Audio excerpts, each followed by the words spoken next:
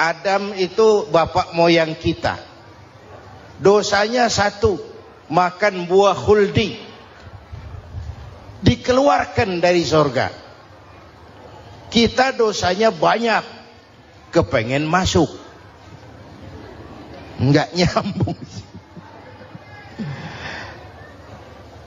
Hai Adam, dari tidak ada kamu saya adakan.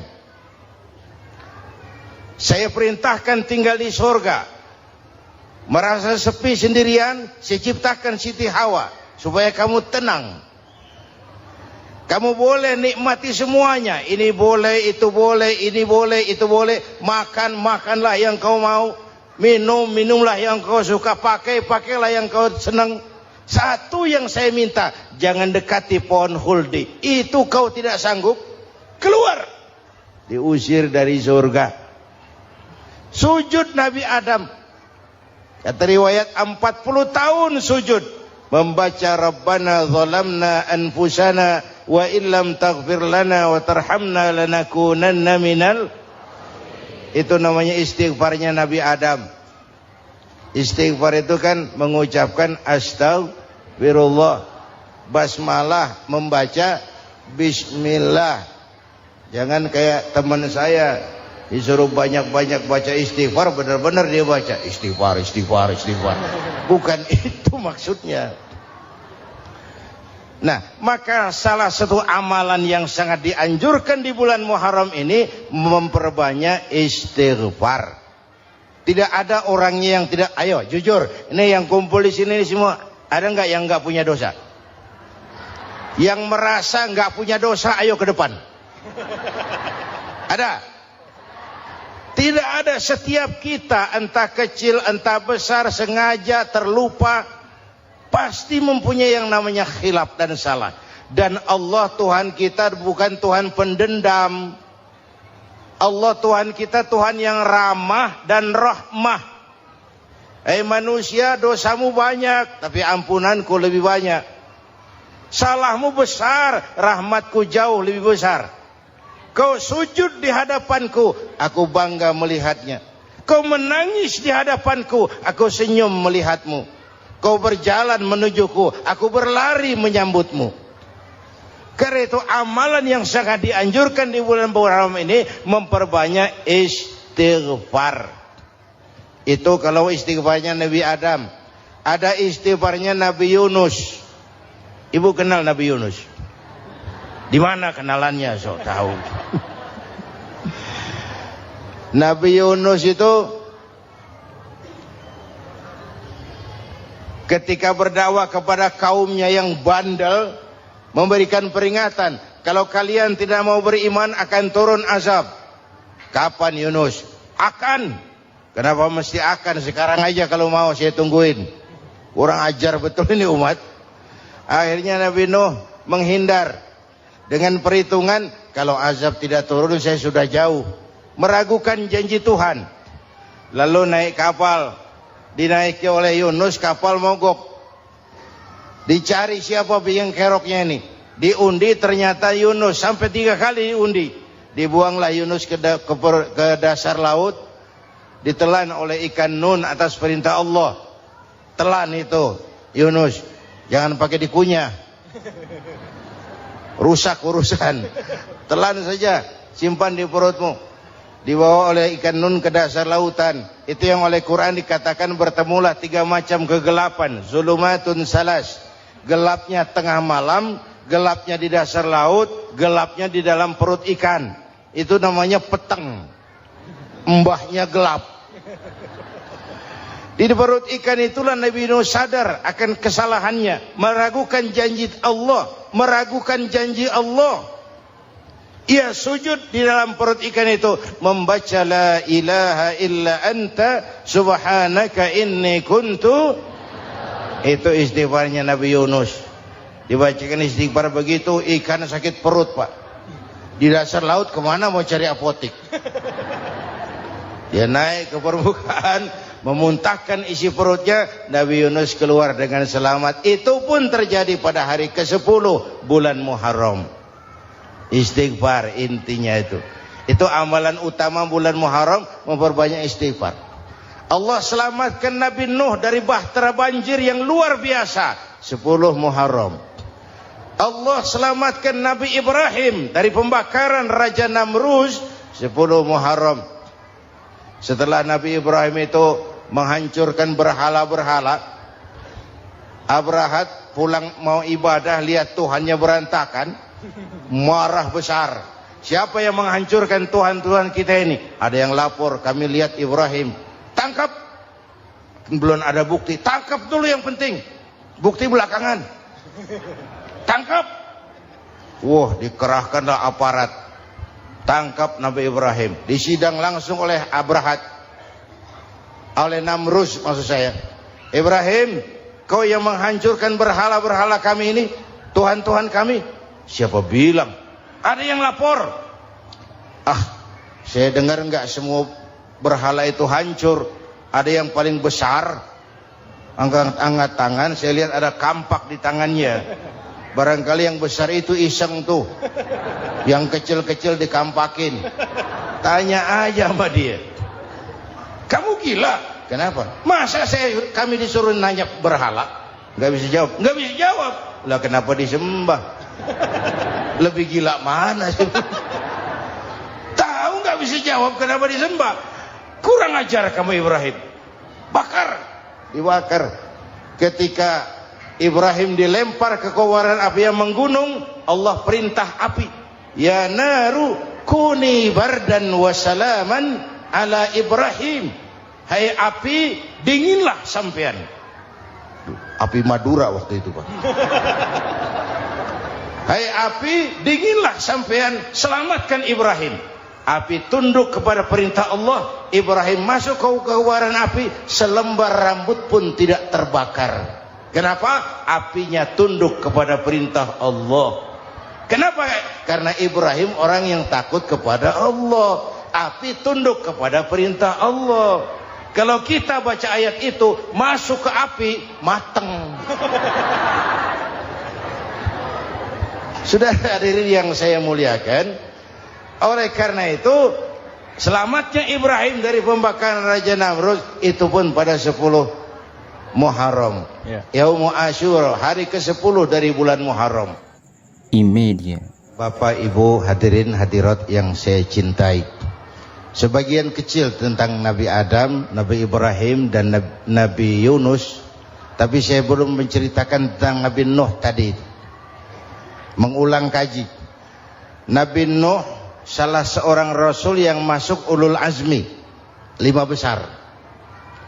Karena memang perjuangannya menggambarkan satu usaha yang ulet dan luar biasa. Beliau diberi umur 950 tahun. Lalu berdakwah selama 900 tahun. Sore, pagi, siang, malam, dapat pengikut tidak lebih 80 orang. Rata-rata 10 tahun satu. Kalau saya minta berhenti aja jadi nabi, Pak. Ustadz mana masih mau buka pesantren? 10 tahun buka pesantren, yang nyantri cuma 1. Pedagang mana yang masih mau dagang? 10 tahun dagang, yang beli 1. Pimpinan partai mana yang masih mau kampanye? 10 tahun buka partai, yang nyoblos 1. Bangkrut. Umatnya bandel, kurang ajar, durjana, bajingan, tengik. Umatnya Nabi Nuh ini kalau diceramahi, telinganya ditutup dengan tangannya. Nabi Nuh akhirnya rekes, Tuhan, siang malam saya berdakwah kepada umat ini. Tiap kali saya sampaikan dakwahmu, mereka tutup telinganya dengan tangannya. Alergi dengar ceramah. Apa itu ceramah? Non profit. Saudara-saudara, jadi mau kamu gimana, Nuh? Sudah Tuhan, habiskan saja orang kafir. Nanti kalau punya anak, anaknya pun kafir lagi. Lebih baik bapak moyangnya sikat habis. Biasanya kalau bapak kalong, anak kampret. Bapak nyolong, anak nyopet. Fotokopi gimana aslinya? Habiskan saja. Itu mau kamu Nuh? Iya. Oke. Nanti aku turunkan banjir Nuh. Buat kapal. Dengan apa saya harus buat kapal Nuh? Ya dengan kayu, kata Tuhan. Kayunya dari mana Tuhan? Ya dari pohon Nuh. Pohonnya belum ada Tuhan. Ya tanam dulu Nuh. Bikin kapal kayunya nanam pohon.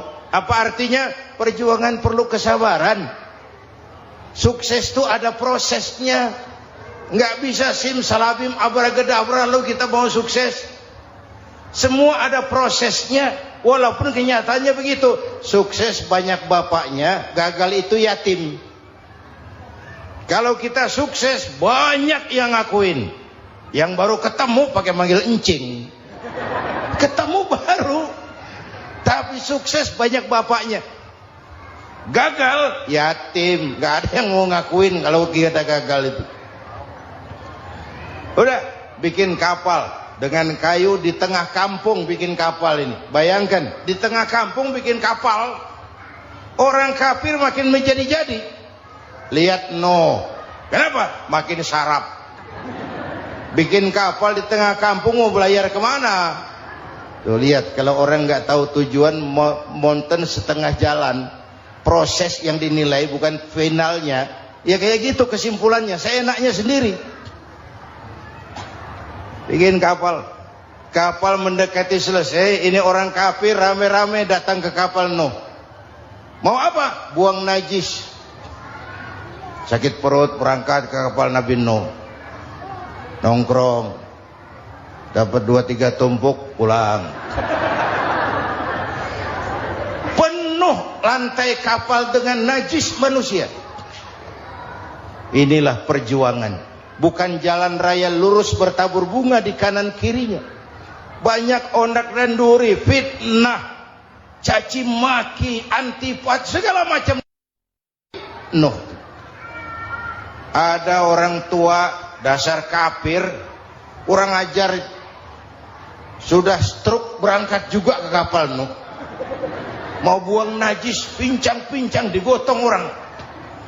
Selesai buang najis dia bangun. Mau pulang, pegangan tiang kapal terpeleset jatuh di atas tumpukan najis. Terjadi keajaiban, yang struknya sembuh, lumpuhnya hilang, berangkat digotong-gotong pulang jalan gagah sekali. Tapi orang kampungnya heran, ente sudah sembuh? Sudah. Berobat di mana? Kok begitu paten? Di kapal Nuh. Masih banyak.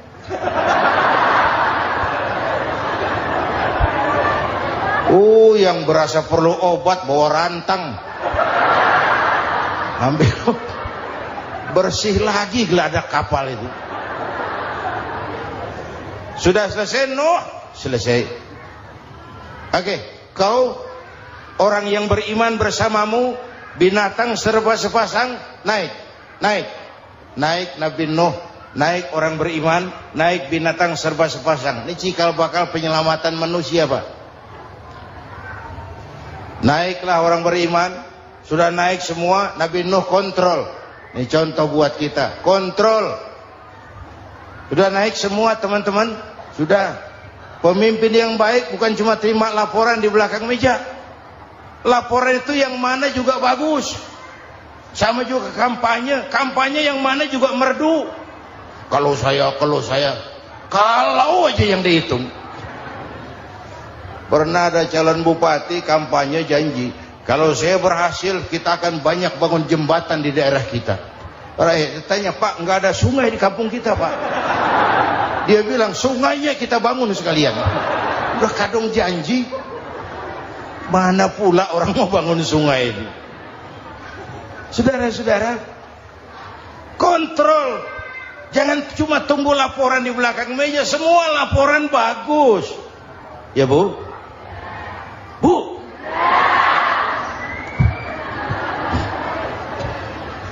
Nabi Nuh kontrol. Sudah naik semua? Sudah Nuh. Pulan bin Pulan naik. Naik Nuh. Paimin bintu Kijo. Naik, kami lihat naik. Ada orang Jawa juga Kiai? Ada.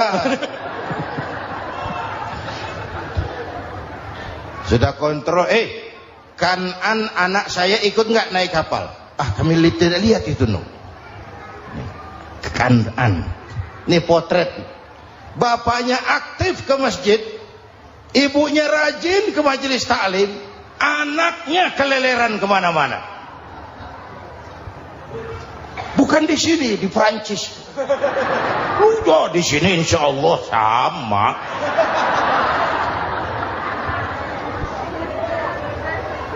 Nuh karena sayang anak, Nuh karena cinta anak, Nuh karena tanggung jawab anak, cari naik ke atas kapal. Lihat Kan'an, anak saya, nggak lihat Nuh. Turun ke ruang bawah, periksa lagi. Mang, ayah Kan'an di dia. Jamaah Tasik ini rupanya di dalam. Tuh ayah mang. Ayah ke mana ya budak ini? Turun ke bawah, tanya lagi. Ono Kan'an to? Ora nano raketo. Rombongan Jawa Tengah. Naik ke atas buritan. Dari buritan kelihatan ternyata Kan'an tidak ikut naik kapal, kumpul di darat bersama orang kafir. Ini potret kita sekarang.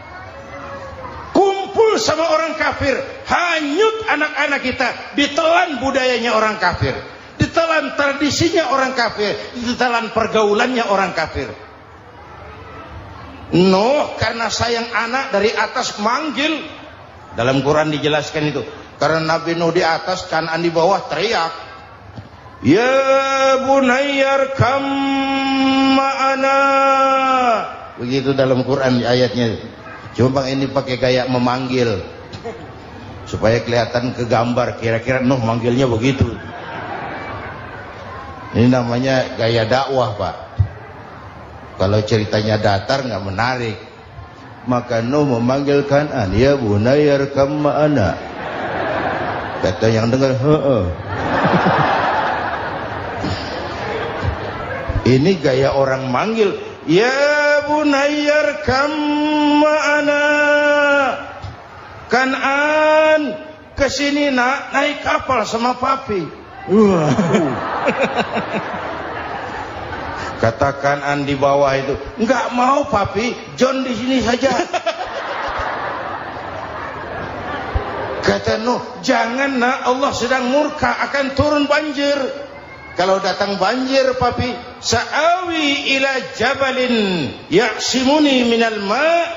Saya akan naik ke gunung tinggi yang bisa menyelamatkan saya dari banjir.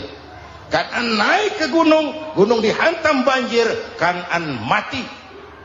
Sampai sekarang. Yang kelima, Nabi Musa, kisah Muharramnya ini.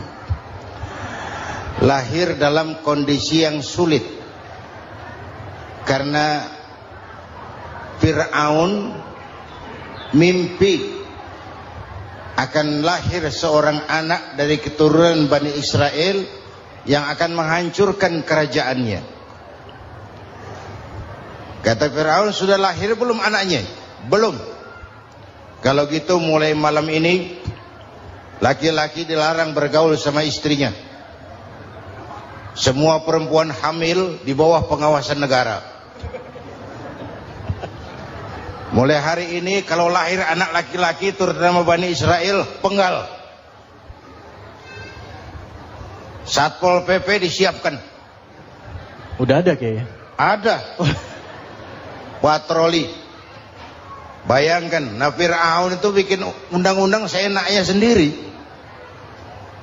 Apalagi merasa kekuasaannya dalam ancaman. Penguasa manapun kalau merasa dalam ancaman, panik.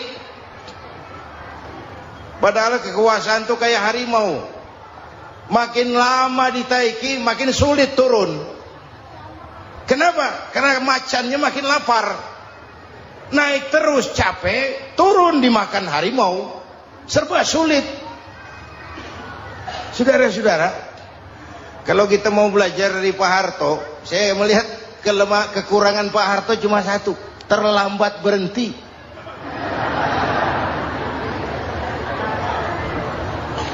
terlambat berhenti. Di sekelilinginya banyak tukang-tukang jilat, tukang-tukang semir. Pak, kalau tidak ada bapak kami bagaimana, Pak? Saudara hadirin yang saya hormati, maka sering saya ingatkan, temanmu yang sejati adalah teman yang membuat kamu jadi benar, bukan teman yang selalu membenarkan kamu. Berapa banyak pejabat-pejabat hancur karena selalu dibenarkan oleh lingkungannya. Bapak benar, Pak. Bapak bijaksana, Pak. Itu tepat, Pak. Benar. Buang angin pun kata kelilingnya, oh Bapak sehat. Temanmu yang sejati, teman yang bikin kamu jadi benar, bukan teman yang selalu membenarkan kamu. Bapak Ibu hadirin yang saya hormati, tapi kehendak Allah terjadi. Lahirlah Musa. Bayinya dihanyutkan di sungai Nil. Bayi sudah menderita, dihanyutkan di sungai Nil. Dan akhirnya besar di lingkungan istana Fir'aun. Diriwayat oleh Ratu Aisyah, perempuan Fir'aun, setelah mulai berjuang, terjadilah itu. Musa dan pengikutnya dikejar oleh Fir'aun. Sampai di tepi laut, Allah wahyukan Musa, lempar tongkatmu ke laut. Dalam kondisi darurat, mukjizat tiada jalan. Kondisi darurat. Kalau tidak, mukjizat itu maunya Allah, bukan maunya Nabi. Nabi nggak kuasa. Allah yang mau. Tapi hidup Nabi bukan mukjizat, manusiawi. Tidak mentang-mentang ada mukjizat tongkat, tiap sulit main tongkat. Nggak usah berjuang kalau begitu. Itu darurat menyelamatkan umat. Tongkat dilempar ke laut, laut terbelah. Laut terbelah. Itu secara visualnya bisa kita lihat dalam film The Ten Commandments. Udah nonton belum? Urusan nonton kalah sama Ustadz bagaimana sih? Ten Commandments, 10 firman Tuhan. Tekniknya bagus tuh. Bagaimana laut terbelah. Musa lewat. Fir'aun mengejar. Musa sampai di ujung sana. Fir'aun masih di sama tengah perjalanan. Laut nutup kembali. Laut menutup kembali. Fir'aun tenggelam.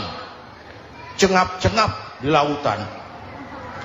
Begitu nafas sampai di tenggorokan, Fir'aun sambil cengap-cengap itu, amantu bi Rabbi Musa wa Harun. Duh, kalau begini mah saya juga percaya sama Tuhannya Musa. Malaikat maut jengkel, goblok loh. Terlambat sekarang. Ditenggelamin terus. Modar. Musa selamat. Fir'aun mati. Jenazahnya, jasadnya terdampar di pinggir laut. Beberapa waktu kemudian ditemukan orang, dimumi, dibalsem, diawetkan. Itu sesuai janji Quran. Wa kadzalika nunajjika bi badanika litakuna liman khalfaka ayah. Kami selamatkan badan kamu agar jadi pelajaran bagi orang-orang sesudah kamu nanti. Janji Quran tepat. Janji itu 14 abad yang lalu. Jasad Fir'aun ditemukan, dimumi, diawetkan, dibalsem di bawah nama Farao Ramses II. Sekarang tersimpan di Museum Negara di Mesir. Kapan-kapan nanti ibu main ke Mesir, mampir. Naik ojek paling berapa itu? Oh, orangnya tinggi, hidungnya mancung, pokoknya pantaslah jadi Fir'aun.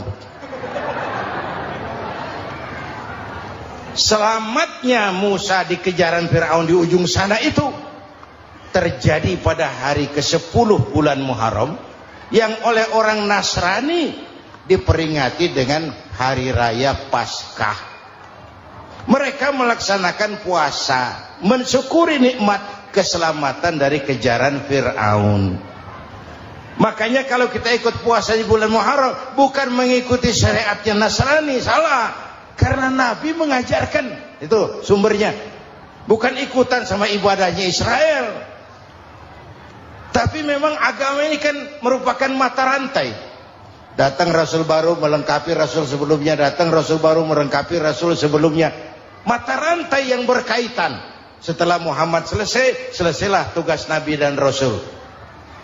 Selesailah misi Nabi dan Rasul. Tidak ada Nabi lagi sesudah Nabi Muhammad. Itu harga mati, titik. Gak ada kompromi. Siapapun sekarang ini nggak datang ngaku jadi Nabi, wajib tidak percaya. Wajib tidak percaya. Tapi kaitannya memang kita bilang Nasrani, orang bahasa Arab, bahasa Ibraninya Nazaret, Nasiroh, Nazaret, itu beda dialek. Kita Daud, dia David.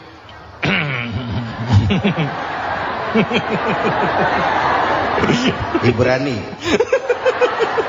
Kita Ali, dia Alek. Kita Sulaiman, dia Solomon. Kita Camat, dia Comot. ini yang ngomong ini comot semua. Imedia. Bapak dan Ibu jamaah yang saya cintai, pertanyaan pertama, hijrah qalbiyah. Ada hijrah badaniyah, hijrah fisik yang dilakukan Nabi dan sahabat dari Mekah ke Madinah. Itu hijrah badaniyah. Ada hijrah qalbiyah, hijrah hati. Dan ini yang kita perlukan sekarang. Karena refleksinya akan membias kepada alur kehidupan. Kalau hati kita mau berhijrah, fisik akan mengikuti. Hijrah dari tempat, dari malas ibadah menjadi rajin ibadah. Hijrah dari maksiat kepada yang ma'ruf, dari berpecah belah menjadi bersatu. Hijrah seperti itu yang sangat kita perlukan. Apalagi masyarakat ini paternalistik. Kita harus hijrah mental sekarang ini. Maka yang disampaikan tadi benar. Seorang ketua MK siap mengundurkan diri kalau terbukti anak buahnya terlibat suap. Itu walaupun siap, tapi sudah angin segar buat rakyat. Bahwa masih ada banyak insya Allah pejabat kita yang punya harga diri. Walaupun ada juga pejabat kita yang muka tembok, kulit badak, kuping kebo. Muka tembok, kulit badak, kuping kebo. Biasanya kalau kereta api tabrakan di negara-negara maju, Menteri Perhubungannya mundur. Di kita petugas palang pintu dipecat. Jauh sekali. Menteri sama petugas palang pintu. Yang benar-benar diadili yang krocok-krocok, kopral-kopral itu. Padahal hadisnya jelas. Ar-rashi wal murtashi finnar. Yang nyuap dan yang nerima suap, dua-duanya neraka. Kasus potret belakangan ini, yang nerima suap, yang diuber, yang nyuap aman. Yang nyuap aman, yang korupsi pajak dikecil-kecilin, yang ngemplang pajak aman. Padahal ngemplang pajaknya triliunan. Padahal dia sudah dikasih fasilitas oleh negara mengelola sumber daya alam negara yang artinya milik rakyat. Dia harus bayar pajak, uang pajaknya dikumpulkan bagi sebesar-besar kemakmuran rakyat. Itu tindakan merugikan rakyat. Karena itu betul, saya setuju hijrah qalbi yang perlu kita lakukan sekarang. Hijrah hati. Kita ini bangsa Indonesia, seperti timnas. Timnas sekarang anak-anak muda sudah berani pakai baju PSSI. Iya. Kenapa? Menang. Coba kalau kalah terus, nanti menang. Tapi bangsa Indonesia itu memang seperti timnas, namanya kesebelasan, 11 orang. Walaupun ada pemain bintang ya ada presiden, gubernur, menteri, itu bintang-bintang. Tapi bintang baru ada artinya kalau dibantu 10 pemain yang lain. Cristiano Ronaldo, siapa itu? Penyerang tengah Real Madrid, Wah. bintang.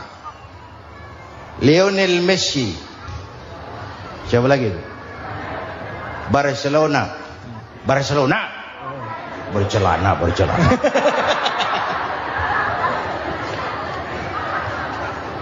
Michael Rooney, bintang Manchester United. Ronaldo baru bintang, Messi baru bintang kalau ada 10 pemain yang lain.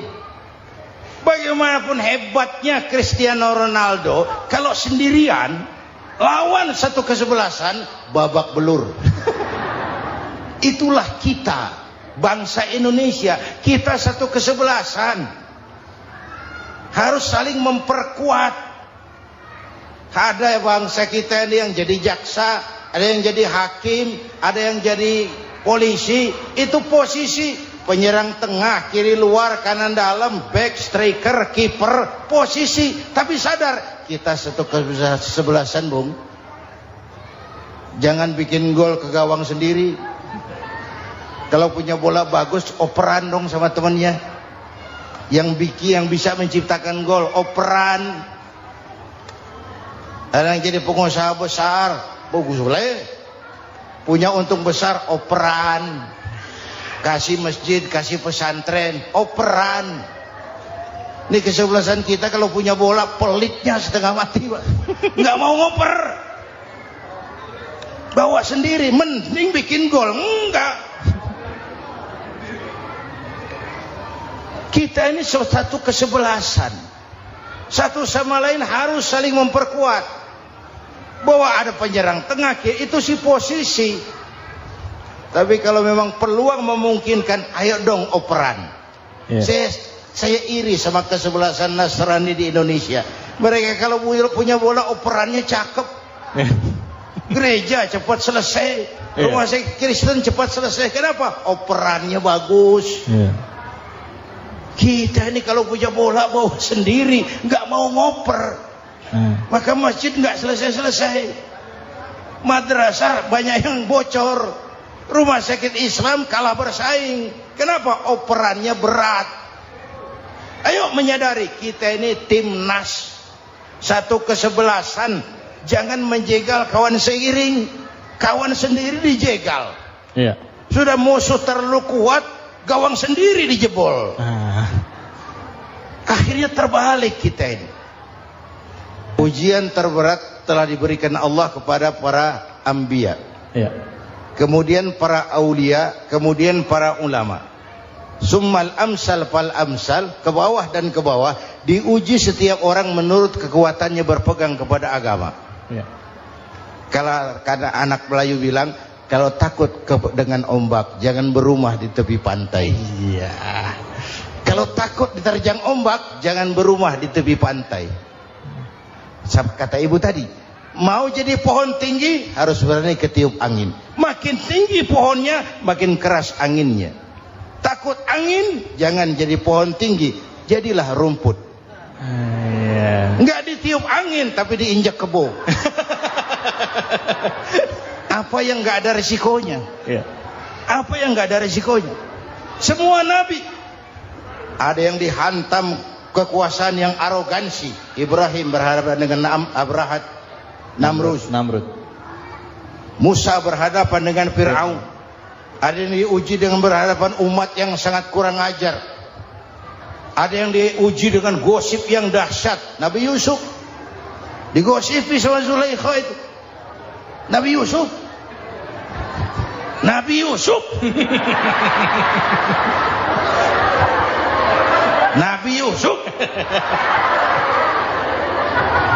Yang namanya gosip itu kan menyebarkan keburukan orang. Kalau benar saja hukumnya ghibah. Kalau salah hukumnya fitnah. Fitnah lebih bahaya dari pembunuhan. Benarnya ghibah, salahnya fitnah.